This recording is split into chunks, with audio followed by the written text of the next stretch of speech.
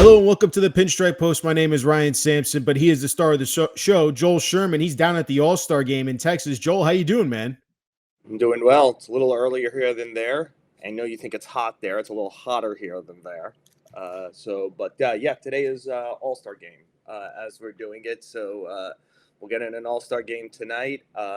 Somehow MLB made a big deal that Paul Skeens was going to start the game and then allowed Aaron Judge to be the fourth hitter in the American League lineup, and we might not see Skeens versus Judge. So somehow I'm blown away by the planning. Like, who stands up in the room and goes, does Stephen Kwan really have to bat in the first inning? Just make it Gunnar Henderson, Juan Soto, and Aaron Judge. So you were assured of Skeens versus those three guys. No knock on Kwan, who's had a great first year, but you're putting on a spectacle, and whatever. It's sometimes stuff happens and it blows me away. Spectacle, unlike last night's home run derby.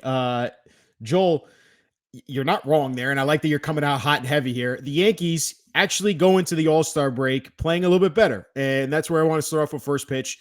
Since last time we spoke, they enter the All-Star break at the record of 58-40. They take 2 out of 3 and finally win a series, their first in 8 series against the Orioles, after losing another series to the Tampa Bay Rays.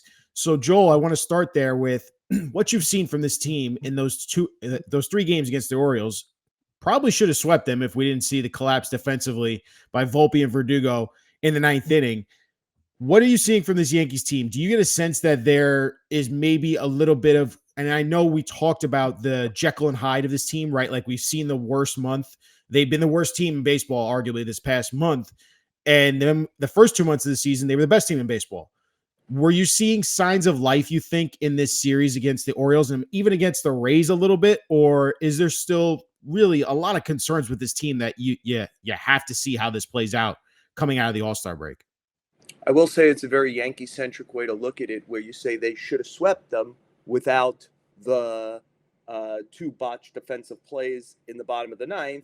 You know, conversely, if in the bottom of the 9th, Clay Holmes had given up a 3-run homer to lose it just straight, 2 walks and a 3-run homer, you would also said they blew it. Well, Baltimore blew it in the top of the inning, right? Baltimore's winning the game cleanly 3-2.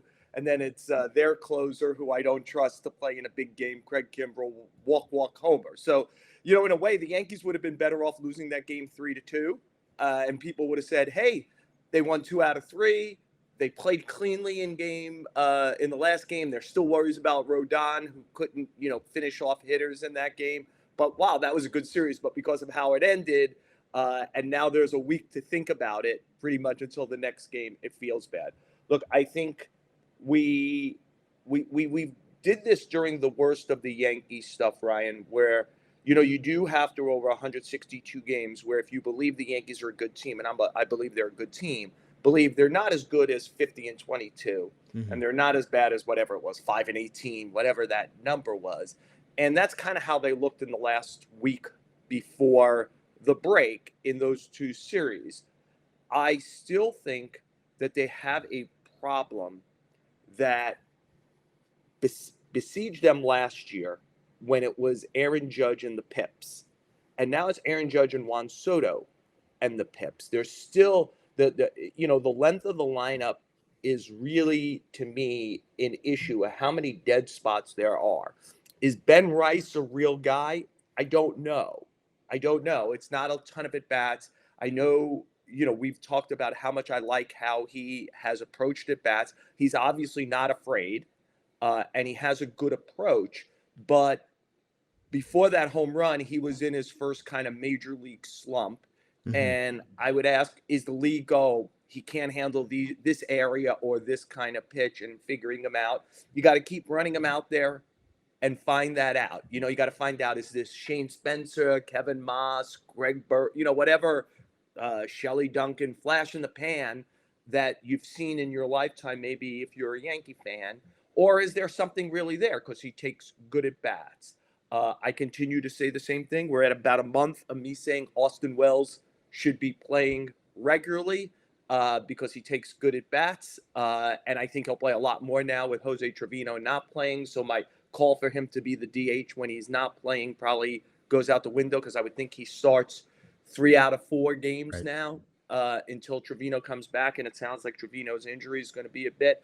But This continues to be, where's Gleyber Torres? Man, DJ LeMahieu looks like a guy who can't get the ball out of the infield. Anthony Volpe has just kind of shut down, and Verdugo shut down. And those last two guys, for that first 70-ish games of the season, Verdugo and Volpe felt like what wins above replacement is kind of trying to capture. They were good at everything. They were good on defense. They were good on the bases, and they were above average on offense. Were they offensive stars? No, but they were good at bats. There was batting average there. They popped the ball every once in a while. Volpe would steal bases. And the offensive game of those two guys over the last month, you could go to the statistics on a place like, say, Fangraphs and just break it down since the beginning of June, Ryan. Those two guys have fallen off the cliff. Verdugo is a placeholder. He's in his walk year. Yep. And, the Yankees will probably have Jason Dominguez fill his spot next year on the roster and in the outfield. I think you got to start to ask a question about who Volpe is, which is, he's a good player. Is he more than that? And when people say, oh, he's young, I'm like, I don't know. Come to the All-Star game where Gunnar Henderson is young and Bobby Witt is young and Ellie De La Cruz is young and, Jackson Merrill, who's a shortstop playing center field, is 21. And look at what Mason Wynn is doing in St. Louis, and Zach Neto is doing with the Angels, and Ezekiel Tovar is doing with the Rockies. These are all young shortstops. Before I even get to like Seager and Correa, the established guys, I think Anthony Volpe is a good young player. But I think the young excuse has to go out the window a little when other young shortstops are flourishing, and also when the idea was we were going to see some real offensive advancement this year. Yeah. Last year, Anthony Volpe finished with a 666 OPS. Would you like to know what his OPS is as the break, Ryan?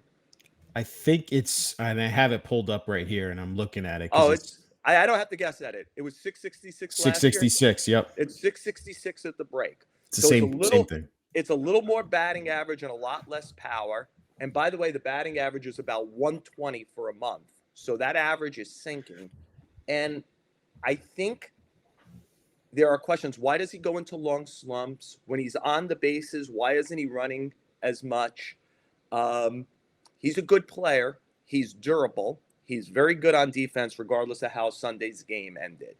And he's beloved in his clubhouse for his seriousness. Mm-hmm. And that's why the belief and his work ethic. And I think the belief continues to be there's a better version of him. But he's their third best player, and not just in 2024. And so this is a 2024 going forward question, which is just how good is the Yankee shortstop? Yeah, I think that's a vital question right there, Joel, because there's this thing with Volpe. I remember last year we heard about the chicken parm story, right? Austin Wells is helping him, with his batting and his approach, and how to make sure he's trying to go opposite way, because a lot of pitchers were attacking him outside. His weakness is the outside breaking ball, and it looked like he had discovered a little something, but that lasted maybe 2 weeks, and then he slumped back down into what he was the rest of the season. And I feel like we got the same thing, but just a little bit longer. I made adjustments, right? He said he fixed his bat approach of the offseason. His swing is a little bit different. He leveled out his swing path. We saw first month that he looked really, really good and special. And you're like, oh, all right, maybe Anthony Volpe's starting to prosper in front of our eyes. And it seems like he's regressed into that same form that he was last year. And that's really concerning. I know that baseball, and this, Joel, more than anyone else, because you talk to scouts, it's all about how teams, kind of deal with you and figure you out as a player, right? Like, I know how I'm going to attack you, with pitches and where in the zone I'm going to go after you. And it feels like a lot of teams have written up how they're going to attack Anthony Volpe, and he hasn't made that adjustment, or I don't know if he has the talent right now or the wherewithal.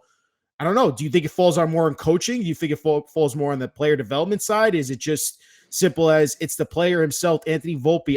You're really starting to question, is he that good to be able to handle MLB pitching on a day in, day out basis? Ryan, one of the things I want to try to have is some 20,000 foot. Not all success in baseball is linear. Volpe is unfortunate to some degree that he was taking 12 picks in front of Gunnar Henderson, who showed up on day one and looks like he's going to be an MVP. He was Rookie of the Year last year. Looks like he's going to be an MVP candidate this year. The Yankees had hoped a little bit, I think, that he was on a Bobby Witt trajectory. Bobby Witt's rookie season, you saw like Volpe had 20 homers and 20 steals in defense. There was stuff with Witt, and let's remember, Witt was a second pick in a draft. I mean, people thought great things, but there was enough there where you thought, oh, he could smooth it out and get better. And indeed he did in 2023. And now Witt would probably finish no worse than like fourth for AL MVP this year. So we've seen some young shortstops. And you want to add Ellie De La Cruz, who seems to be smoothing out maybe some of his game. And, I mentioned Jackson Merrill. And it's a great age for shortstops in particular and young shortstops in specific. And some of them are making progress at a much quicker rate than Volpe. And the question is Volpe going to make strides? I would assume he is. He's talented, and there has never been a question about makeup or work ethic. And so there probably is more to go. But what is the ceiling there? And everything is by comparison. Right now, Anthony Volpe is a good major league player. Like when you think about how people are judged, right, they're judged as wins above replacement kind of players. And I think Anthony Volpe will probably finish this season someplace at about a 3.5 win player, which is a very good major league player. But everything's by comparison. That might be the 15th best shortstop in the sport for this year. And as you start to think going forward, we've seen some spillover. By the way, Ellie De La Cruz might not even play shortstop when Matt McClain comes back. The Orioles have developed Jordan Westberg, who's playing second and third base. He was a shortstop because Henderson's there. They traded Joey Ortiz for Corbin Burns, who's a shortstop, but they had other shortstops. They have Jackson Holliday coming, who still might be better than all those. So they might develop 4 shortstops in a very short period who are better than Anthony Volpe. That's a possibility. That's the team the Yankees are going to be dabbling with over the next few years. And so I think Volpe was a good draft pick, when you're picking 30th. And I think he's shown that he has skills. But everything is by comparison, number one, so he's the where is he in the shortstop ranking? And then the other thing is he's kind of how the Yankees built the team, needed to be the third best player on the team. And for about 6 or 7 weeks he was. And now he maybe still is, but it's a different version of that. And we're back to the Yankees being dominated by a great or 2 great guys in the lineup. And where is everyone else? And maybe too much is falling on a 23-year-old. But they really need the 23-year-old to be good. Right. And I think that's where you're talking about the comparison with the Orioles and even the Royals with Bobby Witt Jr. It's that they have these shortstops that are making such a huge impact for their team. And that is what's helping propel their success, right? The Yankees, like you said, they're hoping that Volpe can be that for them, but it's not working right now. Like it's not developing well. It's carrying over into his defensive game a little bit. Ryan, I'm sorry to interrupt you. So what seems to be strange and what I would describe as worrisome is he doesn't have a slump for 5 days or a week. Like when he kind of falls out of his swing and he starts leaking and gets very kind of like, like where he gets pull conscious away from it. Yep. He doesn't. Now, is that the kid? Is that the lack of kind of veteran, somebody to walk over in JD Martinez? Is that hitting instruction? Hey, man, let's go to the cage. Here's the video. This is what you're doing. Your 2 cues for what you have to think about with a knee, a shoulder, a hip, whatever. Come on, let's get back into it. Let's work. Because we're now at a month plus where he's not been good. And now maybe the answer is, well, maybe he's not that good. This is what Major League Baseball's hard, and he's going to be a guy who falls into bad slumps. We've seen it good. And then the other thing is, I appreciate trying to take the ball the other way, but the ball's still on the ground a lot with him. And when he's on first base, I don't care who's behind him.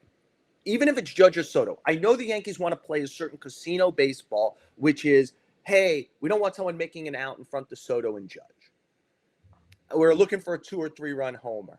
I get it, but now they dropped them to like 6th, 7th in the lineup. When he's on first base, can you stop playing the freaking stopwatch game? Well, this guy's 1-1 to the plate and the catcher's popping. There's teams putting pressure on your catchers. The Yankees have become he's the only guy who runs and he's not running. And maybe this hop run bullshit that they thought was going to work so great. He went 15 for 15 to open his career. And then like everything in the major leagues, people go to school on you and it's not been nearly as good since then. And, like they're crying out for like John Birdie to come back to maybe get like LeMahieu off the field and add a little more base stealing, threat to their thing. But I'll throw in another one, Ryan. I'm sorry, I've gone on here a little bit. When there's a runner on base and DJ LeMahieu's up, you should call a hit and run every freaking time because he's a human double play waiting to happen. He's not. If you're going to insist on him being in the lineup, then use the one skill he clearly still has left, which is he'll probably put the bat on the ball and try to create some movement and use that to your advantage. The static nature of the Yankees, I think, again, it's lost with a kind of analytic mind thinking, which is, hey, that's not how you create runs with our lineups. Yeah, but human beings are playing, and the other team's defense never feels a second of duress when they're playing against your team. Get your freaking head out of the computer and watch the game. Like, you are putting no threat on the other team. The pitcher, go talk to a veteran pitcher. You know what they hate? Being distracted. I was literally talking to a pitcher the other day. He said, I'm telling you, I was never the same pitcher with a guy on base because A, I couldn't do my normal windup, and B, there's always the thought, especially a fast guy, he's there. I just don't want to let somebody walk. As much as they tell me, concentrate on the hitter, it's human nature. I don't want to deal with that. Well, Yankees have to start putting some threat back in some other teams. Oswaldo Cabrera's on first base. Hit and run a little bit. Volpe's on first, run a little bit. Verdugo's on first, run a little bit. Just create some uncomfortable feeling in the opposing pitching and defense. Joe, play baseball, like you said. And that's kind of where we've been with this Yankees squad for a couple of years. I mean, you look at last year, they fired their hitting coach because of complaints of approach and too much of we're trying to play games where we want home run double, or a walk. Like, I don't care about the strikeout. I don't care about, like the approach. And there's a man on base. There's 2 outs. There's 1 out. What's the situation? They didn't care about situation. They care more about home run, walk, strikeout. Those are the 3 things that seem to be the approach. And I think we're back there again. Don't you think we're back there again? Where's Casey Dykes and James Rowson? I thought you hired these guys to help, and that's the approach thing I think you're talking about here with Volpe, Dykes right? Was here last year, but yeah. Dykes last year, but like, yeah. You know what I mean? Like, these are the guys that you got to start asking questions like, where's the approach for these guys? And well, I don't know, Joe, you tell me. That it's a hard age to get, like, if you're not going to steal it at least 75 or 80%, don't try. Because I think it's just an analytic model. And I think I'm not anti-analytics. It's important to know what the odds are of things. But that's macro, and it takes away the feel of a game. It is not actually in the matrix. There's not chess pieces playing these games. There's human beings. Yep. And when you stand around, if you hit a bunch of homers, it all feels great. But there's this thing that happens. The Yankees just went over 3 weeks without a stolen base. And when you stand around and you're losing and you're not hitting the home runs and you're not creating some dynamism in the game, there's this lethargy that comes over your team of, we're waiting for the cavemen to hit homers. And sometimes you have to be proactive, right? Like, you don't want to blitz in football, but sometimes you got to blitz, right? Sometimes you got to say, the hell with it. We're going to go to single coverage because every once in a while, if you don't hit the quarterback, I get it. We're going to put our cornerbacks in a bad situation, but sometimes you just got to say, fuck it. We got to hit the quarterback. You're putting stress on the quarterback and the offensive line. That's ultimately what you're trying to do is against the pitchers.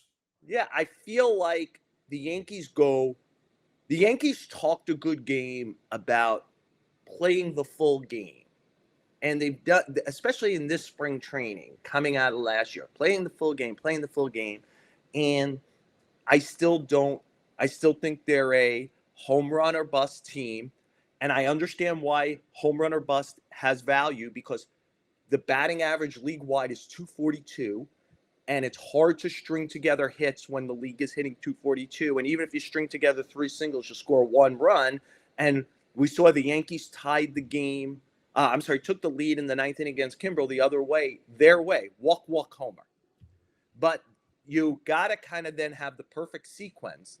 If it's homer, walk, it's not the same thing, though that would have tied the game, actually. I just think human beings play the game. And when you get into a baseball game, a tight game, you have to have other ways to put duress on the team beyond the, hey, we're 2 innings away from Soto and Judge batting again. Maybe one of them will hit a homer. Yeah, putting duress on players like Anthony Volpe that are in the struggle right now. Maybe, hey, it's in his head, and maybe, hey, he'll boot this ground ball, and then all of a sudden we spark a rally in the 9th inning. That's what the Orioles did. And I know we're getting into the bigger topic here of the macro versus micro. I think focus on the baseball game that you're playing today. It does still feel like with the Yankees, we're back in that mode like we are in previous years of, hey, we're the Yankees. We know we're going to make the playoffs, and that's all we care about. At the end of the day, it's going to be us hitting home runs and mashing you to death. If we lose a bunch of games in June, we don't care because we get off to a hot start, and we'll carry this over into August and probably September and win enough games to get in the playoffs, and then we'll just take our chances from there. That's how it feels from an approach from a fan. I don't think that's how it, but I mean, tactically how they play the game, that maybe it is, but I don't think that like there's this feeling of indifference. And I know you look, I think the Yankees want to win a championship. This idea of, Hal Steinbrenner is happy with 40,000 people in the crowd and making the playoffs and things like that. They have a $300 million payroll. Yes. They've traded, like, if you go back for like about a 4-year period and look at the amount of farm collateral they've traded to try to win, that doesn't scream to me about a team of indifference. Like, I get it. Fans get angry. They're like, oh, fuck you. You're not like your dad. Whatever. Well, they got a $300 million payroll, and they've traded like 30 prospects in about a 36-month period. To me, that's a throw the brick on the gas pedal kind of organization. You want to say they made bad trades? Like, yeah, I would, because the only best prospect they've traded away was Josh Smith for the Rangers. I mean, everyone else has been a bunch of no names that haven't turned into anything for prospects from the farm system the Yankees have traded away. And I can argue that the $300 million, monster that they built is a brick shithouse a little bit with 2 superstars or 3 superstars with Cole, Judge, and Soto, and the rest is. But that's a different thing from that's bad decision making as opposed to indifference. And I think I did this last week also, Ryan, which is at this moment, the Yankees have the 4th best record in the major leagues. The Dodgers have the 5th best record in the major leagues. I was there in Glendale in mid-February when they opened their camp. They were the Beatles. They were, hey, are they going to win 120 games? They're like a game worse than the Yankees at the break. They've won. Hey, the Yankees haven't won a World Series since 2009. The Dodgers have won 1 since 1988. It was in a COVID shortened 2020. And I think these things are hard to win. The Braves 100%. Are an incredibly well-run team. They've won 1 since 1995. They're on this run and getting to the playoffs. I think in some ways what the Yankees did from 96 to 2000 is their blessing and their curse. Their blessing is that they won 4 championships in 5 years. The curse is that people think it's easy to do because that team, which is historic and was incredibly conceived, it is not replicable. No team ever again is going to bring up 4 players at one time that are as good from day one as Jeter, Pettit, Rivera, and Posada were, and 100%. Then play together and as well and as healthy as they did for 15 years. Just never going to happen again. No. Now, having said that, The Yankees have Soto, Judge, and Cole.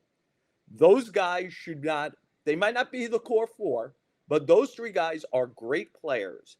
And this front office needs to do better at building around. They did a great job. Aaron Judge is as good a draft pick as you're ever going to see, right? Late first round draft choice to go ahead and say, we love that possibility of him and get it. And you make a big trade for Soto, and you make one of the biggest signings in history for Cole. Good. Again, I think all of that suggests a go-for-it organization, especially since you then signed Judge for the rest of his career. The Yankees have made a lot more good trades than bad ones. As you point out, Josh Smith is like, of all the prospects they've traded, you know, the Astros traded Josh Hader, had no idea who he was, right? Yeah. They drafted Mark Appel over Chris Bryant. Like, Mark Appel essentially never played in the major leagues. They released J.D. Martinez.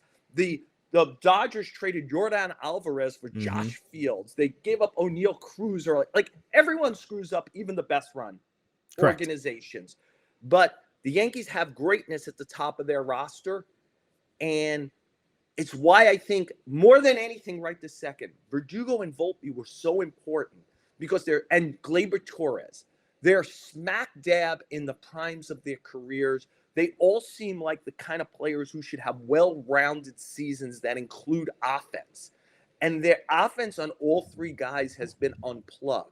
You know, DJ LeMahieu is an off-injured mid-30s player. Giancarlo Stanton is an off-injured mid-30s player. Anthony Rizzo is an off-injured mid-30s player. Like, at this point, those guys have had their career. These other three guys, to me, were so vital. And now, would you like to throw in Austin Wells and Ben Rice as kind of like wild card possibilities? From those five guys I just mentioned, three have to play well offensively the rest of the season, at least, to join Judge and Soto and make it feel like the Yankees could score in more innings, except for beyond the innings of Soto and Judge. Believe it or not, it's what separates the Mets and Yankees right now. It's like when I'm at a Met game, I'm like, the Mets could score in any inning. Like, their lineup feels long. It is. With the Yankees, it feels like, oh, the Yankees didn't score in the top of the first. I'll see everybody in the fourth inning. And that's how it feels a little bit. And to me, that's a big burden on Volpe, Verdugo, and Torres, who should be better offensively. Especially, Torres. It's a big deal because he needs to be hitting fifth and delivering something. So I want to go to do up here because that was the three. I was going to ask you three things that you need to see out of the break, right? For this Yankees team to show. I mentioned about 10 already, right? And you've mentioned 10 of them already. And I think those three players right there might be the do up, right? Verdugo, Volpe, and Torres. Those are your three players that you need to see in this lineup to perform offensively in order for this team to take that next step and be the real threat that we hope they can be in the playoffs. Joel, I think for us as Yankees fans, the Gleyber Torres thing is very interesting, and I think you're hinting at it a little bit. I think he knows his days are numbered in pinstripes. So I think we've kind of dusted over, do up what the three things are. It's the lineup, it's the offense. We've really highlighted that. Torres, I think that's where it brings me to my radio irrational take here. I think as a Yankees fan, I have to now believe that DJ LeMahieu or Gleyber Torres, one of those two players is not going to be on this roster come the trade deadline this year, just because of the factors that we have discussed here, right? Like, this team you've built, Soto, you have nothing guaranteed beyond this year. Judge is in the prime of his career. Cole's in the prime of his career. You have to go for it right now at this moment. You built a $300 million payroll. Is it radio irrational for me to believe that one of those two guys is not going to be on this roster come trade deadline, just due to the fact of DJ ain't performing like he is? He's a ground ball waiting to happen. And Gleyber Torres, I just don't think he's ever going to be. Yeah. Can I ask you this? Not on the roster because of what? They're going to be trade. Well, okay. Well, DJ LeMahieu's not tradable. Well, DJ. All right. So DJ's fact, it would be right getting cut or waived, and the other one for Gleyber would be a trade. Else, he's a 10-5 guy, so he doesn't have to allow a trade to happen. And unless they're taking a worse contract back, and doesn't seem to me to be a lot of sense in that. they're not going to be probably able to trade that player. So the question is with Aaron Hicks still on their books through next year, is Hal Steinbrenner going to take another dinner on DJ LeMahieu, who's signed through not just next year, but 2026? So, I mean, I'm not saying it's impossible, because they might decide, man, we love this guy, but we'd be better off with a minimum wage guy playing there and just live with that. I don't think they'll do that. I think that they'll continue to try to do it. Will there be an injured list stint? Like his foot is still feeling weak. I don't know.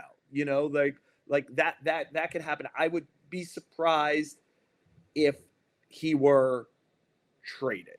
Not impossible. I mean, if there are older Yankee fans watching this, I remember they once took the bad contract of Danny Tartable and turned it into Ruben Sierra, and they took the bad contract of Ruben Sierra and turned it into Cecil Fielder.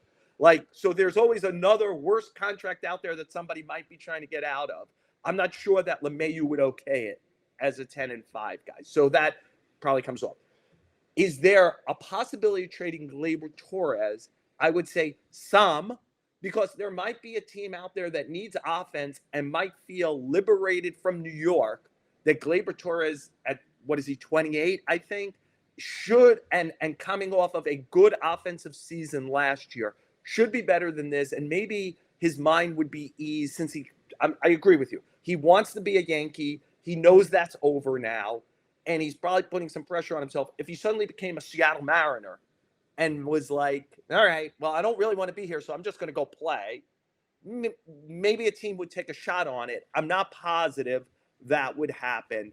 I would suspect both, and I think the Yankees have to still play the upside of Torres. They need offense, and unless you're telling me, and it's hard to find who that is, like who is the offensive player likely to get traded in the next 2 weeks? Who changes it? Would Isaac Paredes help them? Yeah, but that's Tampa Bay, and they're going to say Spencer Jones and what else, right? Yandy Diaz, would that help them? Yeah, that probably takes Ben Rice off the roster, though. He's a first baseman. What do you do, like with Judge's best friend on the team, Rizzo? Do you begin to lose Judge that way? I don't know. Like the Yankees could say, screw that. We need Yandy Diaz. Yeah. Again, it's Tampa Bay. They're not going to do you any favors. So it's going to be 100 cents on the dollar plus another 25 cents. I'm not Correct sure. Me if I'm wrong, real quick, Joel. Correct me if I'm wrong. I think I heard you on the show last week here. Other scouts don't view Spencer Jones as highly as the Yankees do. And in defense of, let's say the Yankees are looking in the future a little bit here with this trade deadline approaching, we want to keep Juan Soto as best as possible. So we're just going to hope that we can match whatever dollar value that is. And we have Jason Dominguez waiting in the wings. Why not trade a Spencer Jones? You have the collateral to be able to do it. Internally, the Yankees still have high regard for Spencer Jones, who at the same age is ahead of the level Aaron Judge was at that age. He is a incredibly athletic guy for 6'6". When the ball hits his bat, it goes very far. And the Yankees aren't just going to trade that for somebody. If he's traded, it's going to be for somebody who they have some control over for a bit, who does something significant, hits clearly in the top 4 spots in their lineup, or pitches one of the first 3 games of a playoff series. And I'm not sure who that is in this marketplace. No. Like this trade deadline, because of all the National League teams that still think they're in it, and the fact that the bad teams are bad because they have shit on their roster, means that, like, I'm not sure what it is. Now, I'm always going to be surprised. 2 guys are going to get traded between now and 6 p.m. on July 30th, Ryan, where I'm going to go, wow. Yeah. Right? Yeah. Like, that was interesting. And can the Yankees jump out? But, like, we see the world of possibilities. I always encourage people. The Yankees, in a perfect world, would improve at third base. That feels like a real important thing to do. That even if they got league average performance at third base, that would improve their lot greatly. Go look at the universe of third basemen. The really good ones are on contenders, essentially. except for maybe Isak Paredes, who could get traded. Ryan McMahon is not getting traded, right? I'm not even sure how good he is outside of course, but he isn't getting traded. Alex Bregman, the Astros are now fully flying and think they're going to win the World Series again. That's who that organization is. So you can't go to the third base store and just get it. And so I think so that was a long way of saying I think they still are going to be on July 1st saying we need Gleyber Torres to hit. Because that's their best way to offense, is that a guy who has hit for them hits. And maybe does clearing the trade deadline clear Torres' head a little bit? I don't know. I think they're going to roll the dice with that because the best offensive player they might be able to acquire is just getting Gleyber Torres right. Like, I'm not sure DJ LeMahieu could get right. He's 35 and off injured. Gleyber Torres is 28. They need something that approaches what he did. Forget about the 35 homer year. No. He was a good offensive player the last 2 years. If they get that, that's the way they outdo the Orioles. But if they don't get that, I'm not sure they could find it in the marketplace. So if the question was that, I expect that both guys will be on the roster beyond it, because I don't think Hal Steinbrenner is ready to take a dinner on DJ LeMahieu, and I'm not sure the Yankees believe that they could do better offensively than just keep trying to fix Gleyber Torres. All right, fair enough, Joel. Fair enough. I mean, it's going to be fascinating to see how these next couple of weeks play leading up to that deadline and seeing who those surprise guys are and how the Yankees do approach it. If there's a team or two that, decides to sell off maybe a couple pieces and maybe, I don't know. We'll see. There's a couple other cleanup questions I have for you, and I really just want to hit on the Ben Rice thing again real quick. You had hit on that about Ben Rice, that he had gone through his first real major league struggle, but then you see the monster home run he hits in the ninth inning. For you, and this is the bigger question, when Rizzo does eventually make his way back to the major league roster, are you just at this point right now, I'm just going to keep seeing what Ben Rice is? I'm not ready to declare whether or not he's the everyday first baseman, or I don't know. He's earning a lot of, I think the Yankees even trust him considering they bat him so high in the lineup. They want to see him get more pitches and make those adjustments. He's pretty damn impressive, Joel. Yeah, so I think this falls into the category of when I was doing this for when Garrett Cole comes back, they're not really going to take Luis Gil out of the rotation. And I just kept saying the same thing. When Garrett Cole comes back, these five guys will all not be in the rotation, and Clark Schmidt got hurt, right? So the Yankees dream, and every team dreams about the day where all their players are healthy and they have to make tough decisions. So, let's see Anthony Rizzo get healthy. That's still a minimum of a month from now, right? He's doing nothing on the field yet. He's a month away under the best circumstances. That's another 100 or so plate appearances for Ben Rice. And he looks like he's going to play every day, pretty much. Maybe a tough lefty. They sit him and put LeMahieu at first, but they might have even reached a point where he's playing against everything. So he's going to get about a minimum of 100 plate appearances. Again, if he doesn't get hurt, if he doesn't have an 0 for 25 with 18 strikeouts where they're like, I guess we got to send him back to AAA now. So I always caution that we're going to get so much new information before the Yankees have to make that choice. Hey, I know, do this, Yankee fans. Aaron Judge gets hurt. Well, suddenly, you can maneuver around and the DH is open. And it's just, don't make a decision until you have to make a decision, both in life and baseball. Use the time you have. Whatever decision, don't be impetuous and irrational in life and in baseball. Make the decision when you have to make it. The Yankees don't have to make an Anthony Rizzo, Ben Rice decision on July 16th. They might have to make it on August 16th. Man, that's a lot of games, a lot of plate appearance, and a lot of news from now. And we'll see where we are. By the way, in the next 2 weeks, the Yankees might trade for Yandy Diaz. That would be a different decision, because if they trade for Yandy Diaz, that means Anthony Rizzo ain't playing first base when he comes back. That's for sure. Right? That would be we wouldn't be talking about Ben Rice then. So we have so much new information that's going to come in. I know that fucks with talk radio and what we're doing, where I just don't go, no, Anthony Rizzo's done. If he ever plays another game, the Yankees aren't trying. No. We're going to get a month of Yeah, information. yeah. I think it's more just me elaborating to the player Ben Rice is becoming before, we saw a little bit of in AAA. We heard, Ben Rice is putting an impressive season together at AAA. And then they call him up, after Rizzo gets hurt. And then you're like, Couldn't have been more impressive in the minor leagues than Nick Johnson. And came up and he was really good. And then he couldn't stay healthy, basically. And Greg Bird was really an impressive guy. And like Major League Baseball's hard, man. Yeah. It's hard to stay consistently good. Like look at the problems. Volpe is a talented, diligent guy. And it's hard to be good at Major League Baseball. The league is already adjusting to Ben Rice, learning what he can hit. He's going to have to make adjustments back. He seems to have a good head on his shoulders. He has two things that are hard, that are overt. And now the question is, does he make a career out of the two things? He has a real feel for the strike zone, and the ball really comes off his bat when he squares it up. I mean, I would say he has those things, right? He has those things. He also has holes.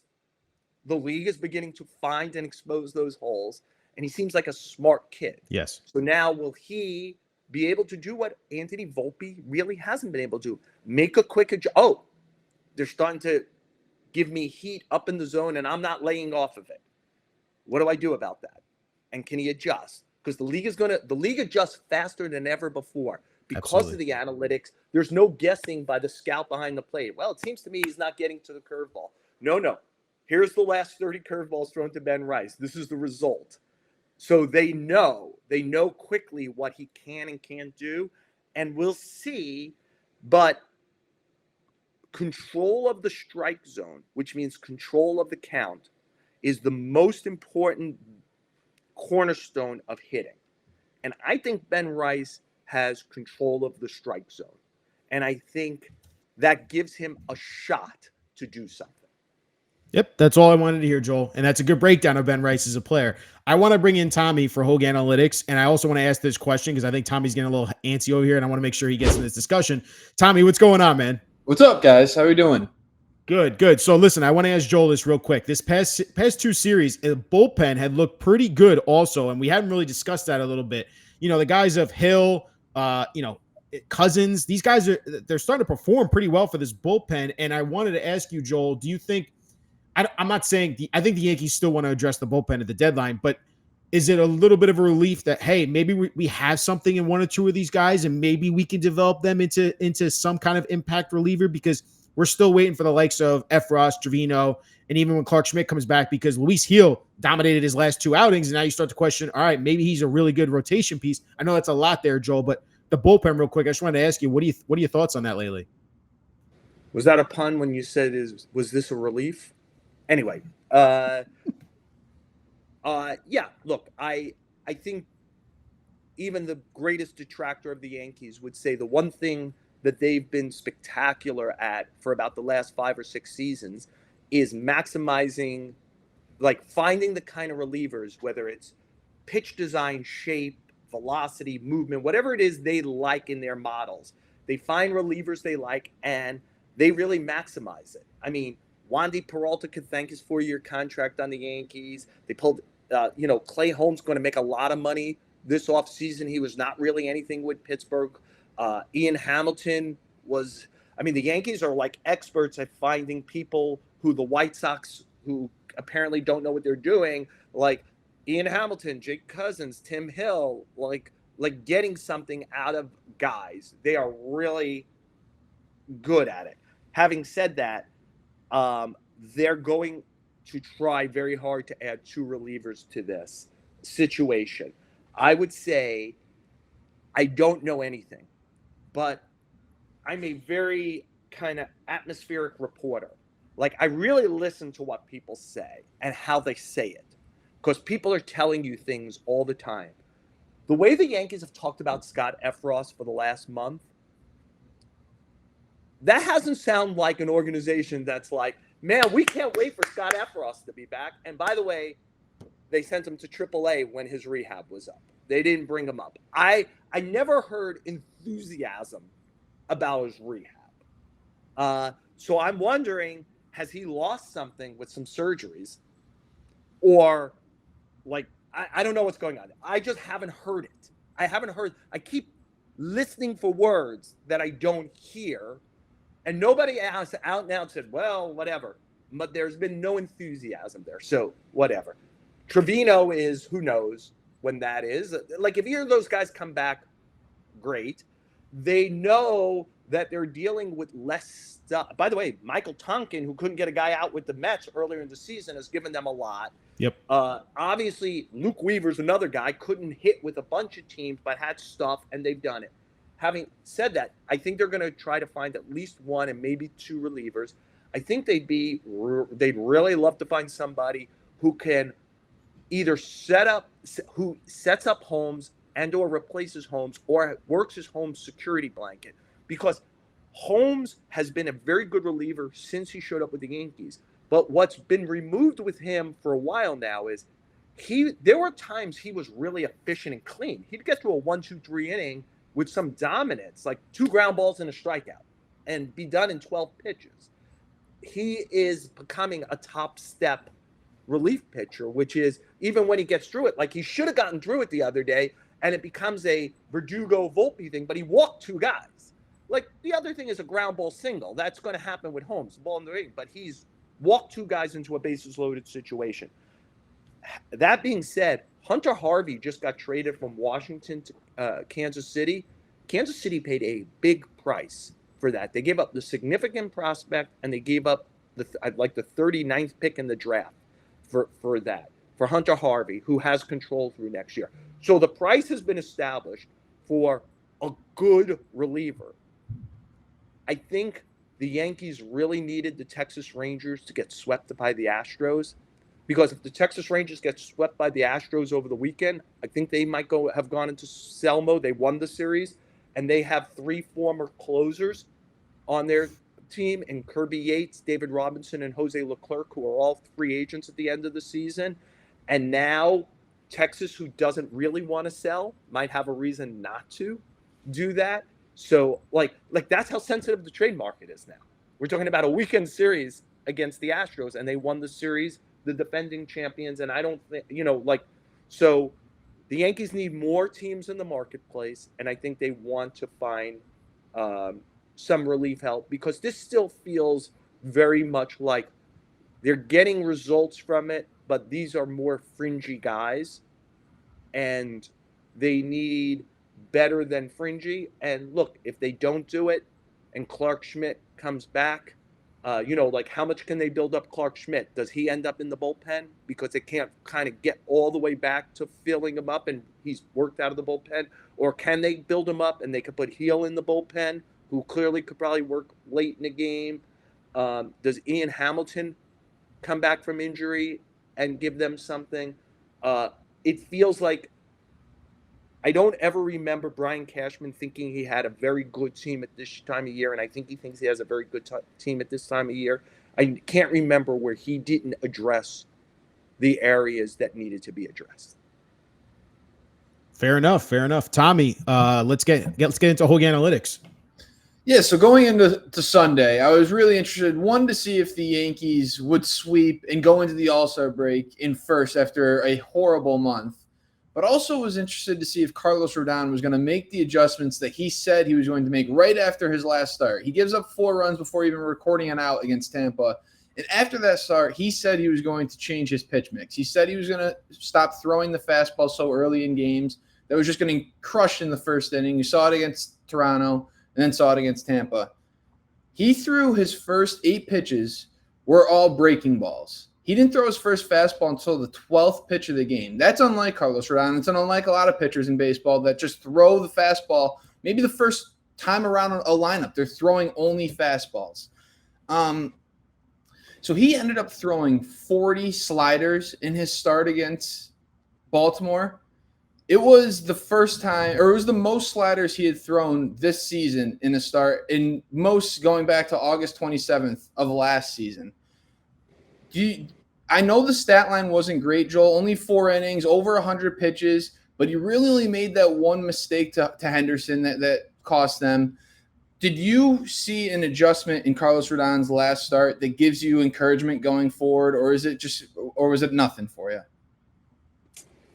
So, Tommy, I think the answer to that is, again, an answer about the current state of pitching in the major leagues, which is we're teaching an entire generation how to think about stuff and maximizing stuff, but not manage a baseball game. There's the craft of a starting pitcher in particular used to be two things: stuff and guile, because it was important to try to get through 7, 8, or 9 innings. Now we tell guys, here's how you maximize each pitch. And Carlos Rodon is very much, to me, feels like a guy who it was why I thought the contract, there were many reasons I thought, I am on record, in print, the day they signed him, I hate this contract, right? Kind of thing. And there were a lot of reasons for it. But one of them is he's a 2-pitch pitcher who you're signing for 6 years, which means he's going to have to evolve. I'll take my chances that Garrett Cole will evolve because he is such a thoughtful. Now, this might be unfair. Garrett Cole's probably heading to Cooperstown, but he's a thoughtful pitcher besides everything else. He knows how to, what's my stuff this day? How do I adjust with the stuff? What's the hitter's strength? I think Carlos Rodon is George Foreman. Like, I'm going to hit you as hard as you can. I can. Oh, you didn't go down. It's the great thing from his fight with Ali, which was Ali at some point says to him in about the 4th or 5th round, literally whispers in his ear, "Is that all you got?" And Foreman later says into his own head, "Yeah, that's it. That's all I got." And kind of like at that point knows, like there wasn't art to what Foreman did as a boxer. There was brutality to what he did. And by the way, he did it at the top of the field. And for a while, when Rodon is right, his brutality works. But there's very little craft. And now we're telling that guy kind of pretty significantly into his career, hey, man, how about a little craft? But it's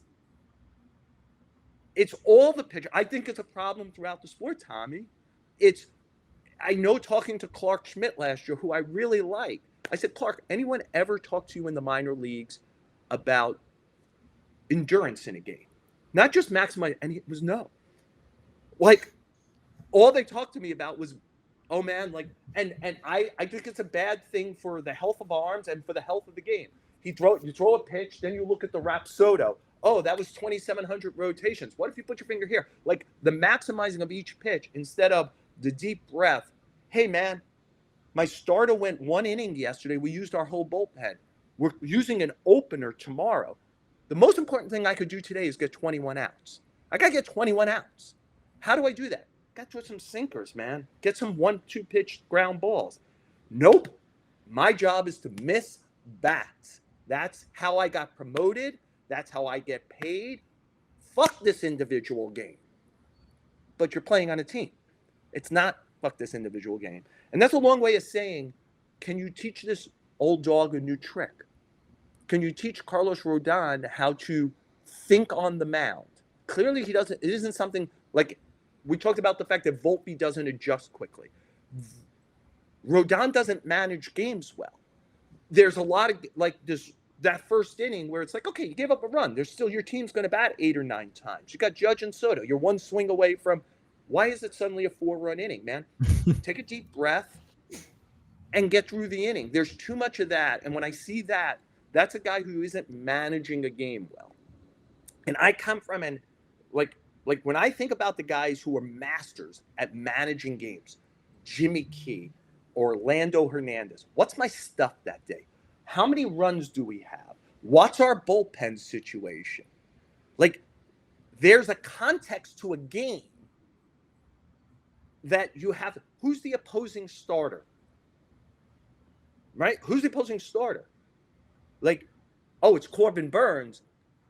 Runner on third. I've got to go after this guy to get a strikeout because we're not going to score a lot of runs against Corbin Burns. How about against Dean Kremer? Like, context matters in a game.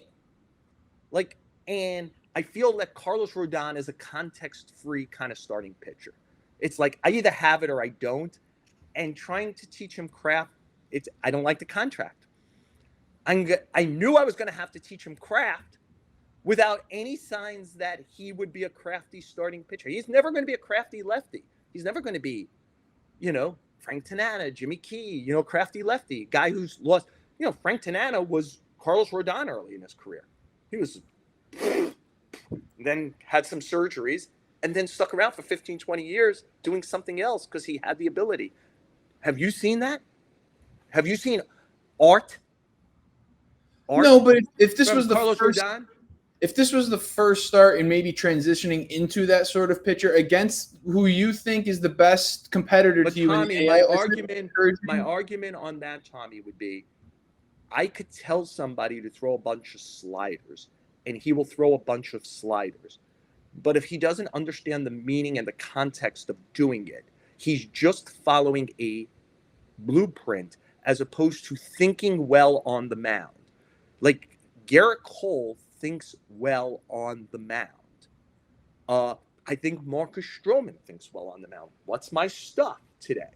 Now, he has a lot less stuff than Carlos Rodon. He's having a much better career than Carlos Rodon, like lengthwise and more good seasons kind of thing, because I think there's some art to the brutality. I think it's going to be very hard. I think he's following like the game plan where the quarterback gets the first 20 plays and then it's play 21 and the defense is in a certain look and you don't have the script anymore and you go to the line and the play that was called from the sideline is not a slider play. You got to do something else. Like if you tell Carlos Rodon slider, he's going to throw a slider. He's like, oh, did you notice the hitter moved up in the box? Did you read the last swing? What are you doing? Where are you trying to put that slider? There's a slider you want to throw for a strike. There's a slider you want to throw on the back foot. Like that was a day when you think about it, when you're closing the first half, you could decide to have a brutality day. You have your whole bullpen. Yep. Right? Because you're about to have 4 or 5 days off. Like context matters. It's Hogan analytics. We've got all the analytics. What we are lacking is context for the analytics. What we're lacking is you are playing the game. Can you think and play? Can you chew gum and walk at the same time? I know Carlos Rodon has stuff. Does he have craft? Or is he just following throw more sliders because the fastball isn't working? What kind of sliders? How often? To which hitter? I don't know that that's an easy transition for him. It's not how he became the third pick in the draft. It's not how he got the $162 million. He got that by being George Foreman. All right. Tommy, thank you so much for Hogan Analytics, man. We appreciate you as always. No problem. All right, Joel, we covered a lot today. You came out hot and heavy. You're giving us a lot of football analysis today, which is I'm always a fan of because I am a diehard football fan as well. I'm supposed to do basketball, man. I know you're a basketball guy too, which is surprising. You're not drawing the basketball. Maybe we'll get comparisons next week about basketball. But for Joel's notebook, I did ask you if you had any memorable stories about the All-Star Game. I know it doesn't have the same lore it did in the past, and it's not the same game that we grew up watching as an All-Star Game and fans of baseball. But is there anything that comes to mind when it comes to the All-Star Game when you think about your time covering it, maybe even watching it, and what you think about this week? Yeah, I don't have a ton of All-Star memories. My first one that I covered one for UPI, the one where Terry Steinbeck, the A's catcher, was the MVP. I think the game might have been I'm trying to remember, was it in Cincinnati? I don't remember where it was. So I covered one for UPI, and then my first year at the Post was 89. I covered it. That's the Bo Jackson hitting the home run leading off against Rick Russell that went about 2,030 feet. And it was like, wow, Bo Jackson. I mean, I'll tell you a personal embarrassing story leading into that All-Star game. So, Nolan Ryan was deep in his career. It was a good journalism lesson to learn. I was young, very young. My first year on the beat, probably too overeager and aggressive. And I always felt like, hey, when you're in the scrum, you need to ask a question, and you don't. You need to ask a question when you have something valuable to ask, and or you need a response on a certain issue. But just doing attendance questioning, oh, I'm there, everyone needs to hear my voice because I'm such a special little boy, isn't valuable. You should use your questions and your words as wisely as possible. And Nolan Ryan, very late in his career, was named to the American League All-Star team. And we were standing with Don Mattingly. And I was like, okay, I'm going to ask a question. And I couldn't think what to ask. And I said, are you excited to hit against Ryan in the All-Star game? Of course, there was no interleague play then, but there didn't need to be interleague play. Ryan played for the Rangers. Mattingly played for the Yankees. They played against each other all the time. He hit against Ryan all the time. What the fuck was I asking that question for? It was like Mattingly, who was really for a super. People don't, with history, forget that how Derek Jeter, Shohei Ohtani, big he was in New York. Like, for that level of player, he was incredibly accessible and incredibly kind. Like, he was good with reporters. He was interesting. And that was a time of a lot more access. And he kind of let me down. He gave me a look, and then he kind of let me down easy by reminding me that he had hit quite a lot against Nolan Ryan in his career. And I was like, yeah, I'm an idiot. Lesson learned about, I don't need to do attendance questioning. If they're like water in a canteen in the desert. Sip when you should, not just for the hell of it. Yeah, it was a lesson learned, but it was leading up to that first All-Star game I've ever covered. And now you're dishing out journalism. I was in the ballpark when Josh Hamilton went off in the home run derby. Oh, that was memorable. Where he did that. That was at Yankee Stadium. Yeah. And and look, there were ones where like maybe the game didn't do it, but I remember like the anticipation of Matt Harvey starting at Citi Field. Like that game, just like the lead up to that. Again, I think it will be lost to time because Harvey's career didn't turn out how it looked like it might. But at that moment, who he was and what a star he might become and how great it felt. Like, you're in New York, he's the big star in New York. And like oftentimes the All-Star game is a lot about anticipation. I think it's where we open. Paul Skeens is kind of a big or the big story in baseball right now. And I'm probably about 9 hours away from seeing him throw a pitch as we're doing this against the top of the American League lineup. I hope the reality meets the anticipation of that. I hope that those are, and I do hope that somebody gets on so that we have a Judge Skeens moment in the first inning. Soto promised to get on to make sure that Judge bats at least. So it's on Quan, Henderson, and Soto to have a really kind of like Judge, throw Ohtani on the American League team, let him bat. Also put him back on the Angels for a day so that both Ohtani and Judge get to bat against Skeens in the first. So we have a great moment. But it feels like the All-Star game is often like a great anticipation moment. And so when Hamilton meets the moment in the home run derby, that's kind of like when anticipation and reality merge, it's kind of like cool. Yeah, I know we're all looking forward to seeing how Skeens attacks that top of the AL lineup, and I know you are as well.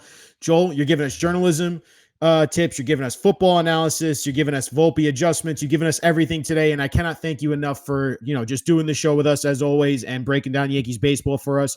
We're looking forward to seeing how this team responds coming out of the All-Star break, and we're going to be looking forward to talking more with you as we head towards the second half of the season, the trade deadline, man. As always, thank you so much, Joel. Maybe as I run out of cool stories from the last 40 years, I could start doing journalism tips at the end of the show each week. I'm in for it. Help all the young journalists out there. Joel, you're the man. Thank you so much. All the best, Ryan.